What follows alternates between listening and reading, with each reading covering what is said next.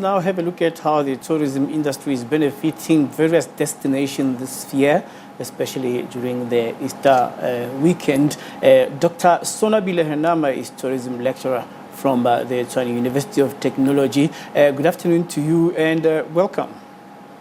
Always a pleasure, sir. Well, this is the first time that I get to call you doctor. I heard through the grapevine. Congratulations are in order. Thank you. I can vaccinate you now with tourism, hey? Oh, okay. Yes, I heard you call yourself the tourism Samgoma, so let's get to it.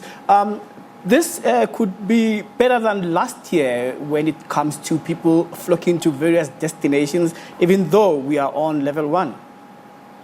Yes, the tourism industry has been mostly impacted by the pandemic. And if you think about it, my esteemed brother Colin, remember, lockdown began basically in March last year. So the tourism industry actually suffered a lot. But we are encouraged by the fact that people are visiting friends and relatives and also going on holiday during this Easter period, which is good for the tourism industry to bounce back, sir. So now let's look at how then the industry will receive this kind of a blessing in disguise.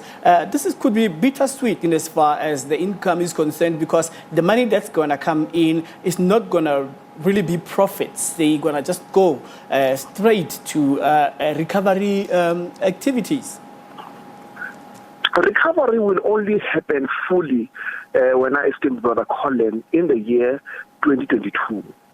The tourism industry will go through various stages of recovery.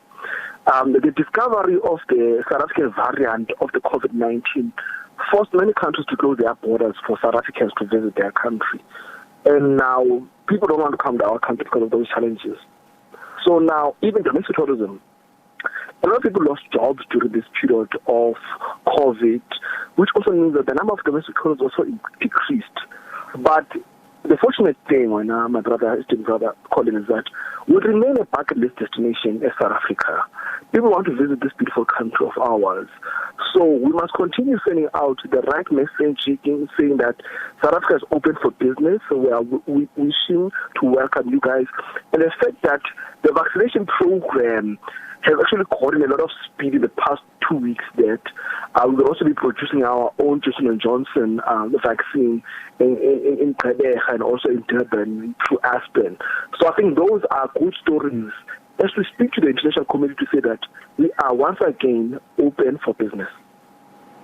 Well, being open for business is one thing, but when it comes to prices, one is noticing that the business owners are hesitant or very skeptical when it comes to deciding where to pitch the highest prices in as far as boarding is concerned, because we're looking at affordability levels. As we are having a very difficult trading environment, people don't have much money to spend as they are also recovering in as far as their personal pockets are concerned. Business owners have been informed through continuous engagement by the Tourism Business Council of South Africa and SA Tourism. The conversations are now, if you are a hotel, how do I allow my facilities to be used by locals for around about 500 rand for a full day and a full can use those facilities? The tourism industry will bounce back, but we have to remain creative. One of the biggest misfortunes is that we've got a $1 trillion stock sale economy in South Africa. But the stock sales, they don't spend their money in tourism. So imagine, esteemed brother Colin, if we start to engage with the stock sales and say, for your year-end function, come to Sun City. If you guys want to sleep over, you will pay this certain amount of money. So in the savings that they make each and every month, they can push an additional 100 rand, an additional 200 rand, and then they know that they have a fully packaged holiday. So in order for the tourism industry to bounce back, we must never, at any point, forget the stock sale economy. And I believe it's something that we need to do immediately right now. So another shot in the arm is that they can be able to sell alcohol on site. And one thing that is worrisome, Dr. Henama, is the price of food. one has noted that even breakfast is so expensive that it runs to 260 rand just to eat a three-course meal in the morning. Yes, but you must also understand, when I still brother Colin, is that people are no longer using traditional hotels. The emergence of Airbnb and the emergence of other hotels has actually led to a situation where people are actually spending less going on holiday.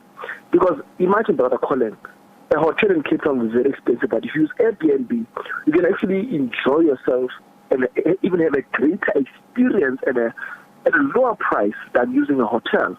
So yes, your traditional hotel will always remain there, but people are changing, and society is changing, and the tourism industry is also adapting to low-cost services, and Airbnb is providing that platform.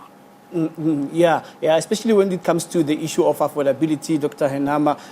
Actually, the highest price of breakfast, as I mentioned, was 260 rand. But the minimum one, as you have already alluded to, Airbnb and also bed and breakfast at 150 rand. But, I'm asking this in terms of the input costs for guest house operators and who have to cater for their guests. The thing is, food prices have gone up. So when you look at the push factors, they are trying as much as possible to keep their prices low, but the difficult trading conditions and the pricing of service providers cannot be negotiated. And in other instances, the price is what you get. Yes, esteemed Dr. Colin. Yes, food prices actually gone up during the pandemic, but the tourism industry cannot control that. Obviously, they must also cover their costs. But I'm just indicating that as people become much more experienced travelers, they also get to know where I can make a saving. I can book an Airbnb, but go to a spur travel breakfast, which is around about 50 rands. So the input costs for your hotels will always remain there. But I'm always saying that the clientele of the hotel will always remain there. But people are changing. People are experiencing Airbnb, your lekker slabs, your even other guest houses. But this industry remains very resilient because every time creativity always comes from the industry on something new to be done. At the end of the day, hardly anybody eats dinner at a hotel. But right now, things are changing. Nobody wants to eat breakfast at a hotel. You see what I'm saying? So these are new trends that are emerging. Yeah, and also taking into consideration self-catering as well. Thank you so much for making time to speak to us. We will now get used to calling you Dr. Sonwabile Henama, and I know with us here, you will call us brothers and sisters, and we will call you doctor. Dr. Sonwabile Henama, tourism lecturer from Tshwane University of Technology, on how Easter holidays are benefiting the tourism industry. Senior researcher at the CSIR, Dr. Ridan Suleiman, says the current 7-day trend of new coronavirus infections registered in South Africa is the lowest it has been